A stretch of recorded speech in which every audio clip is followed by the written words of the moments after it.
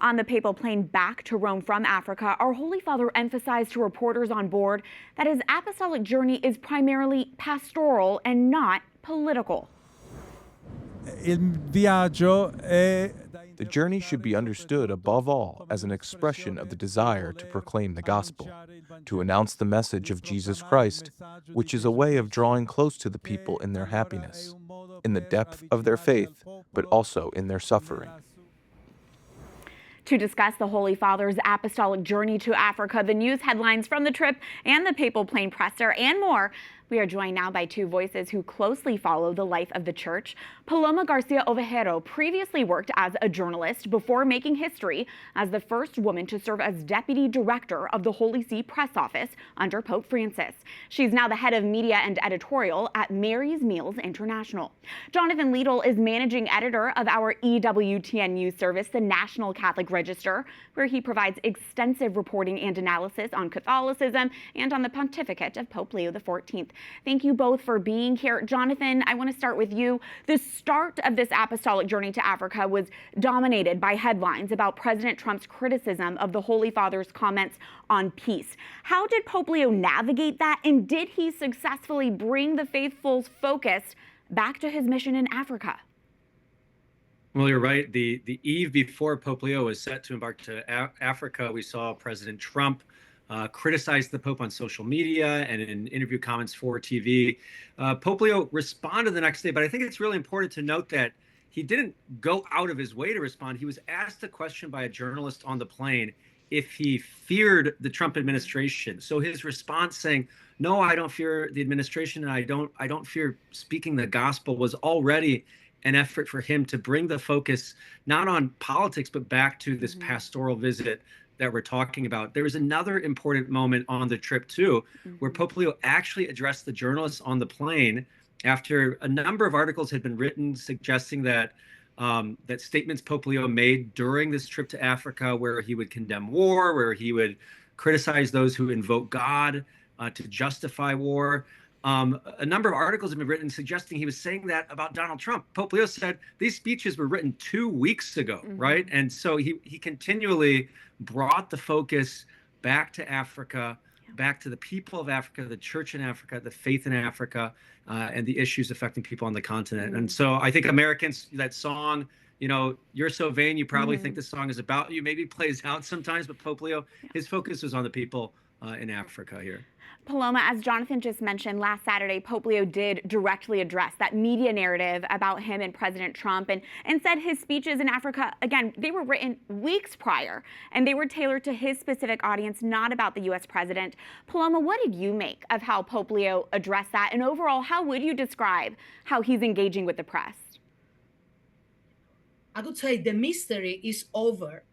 For months, almost 1 year, press has said, who is this Pope? What is he thinking? And there were many articles about the silent Pope. Now, we all have discovered that he's not afraid of microphones. He's not avoiding questions at all, but he's facing the truth, and he's facing the attacks or the breaking news with such a natural attitude that is the surprise. I could say this is the very first title. Pope Francis was a phenomenal communicator. Pope Leo has an inner talent to talk about anything with anyone. That's a really interesting observation. Jonathan, let's dig into this Africa trip now. Was there a specific moment that stood out to you the most? I mean, his visit with prisoners in Equatorial Guinea was especially moving. Yeah, you're right, Catherine. 4 countries and so many different encounters with people, so many beautiful moments. But I think the one you just mentioned, this encounter with prisoners in Equatorial Guinea, was really striking to me, to see the Holy Father, the Vicar of Christ, going and meeting and being with men serving time for sometimes violent crimes. There was one moment in particular that I saw that really moved me. It was seeing a prisoner clad in, the orange of a prison uniform, kneeling down and kissing the papal ring of Pope Leo. And it struck me because it was so incarnational, right? The incarnation, the infinite becoming finite, God becoming man. And here we see this moment where Pope Leo, the man, is so close to this man, seeking the mercy of God, seeking closeness to God, and at the same time, Pope Leo, maintaining his role as the vicar of Christ. So that beautiful closeness and transcendence there, which I think is quite honestly, as I've watched him over this near year in his pontificate, has been such a hallmark of his, both this closeness to people while also maintaining, I think, in some ways, the significance of his role as the vicar of Christ. Just one final thought too, is this was the first long international papal trip of Pope Leo's own initiative. He's been, of course, to Turkey, and then Lebanon, but that trip, at least to Turkey, was already on the books. This is the first major papal trip that he has chosen the itinerary of. And I think the fact that he chose to go to Africa, a place where the church is growing, but there are also many challenges, I think is really indicative of his desire to be close to those people and to be a shepherd of the universal church. So many moments packed into those 11 days. Paloma, on the flight to Africa, journalists presented Pope Leo with a Mary's Meals t-shirt and mug, and that's the global charity that you work for. And Mary's Meals serves more than 2.5 million children in Africa alone. Paloma, tell us, how urgent is the plight of food insecurity in Africa right now, and how did Pope Leo address this directly during his apostolic journey? When Pope Leo received that mug and the journalist told him, this is what they do, feeding children at school, it costs just $25 per year. $25 per year to feed a child the whole school year.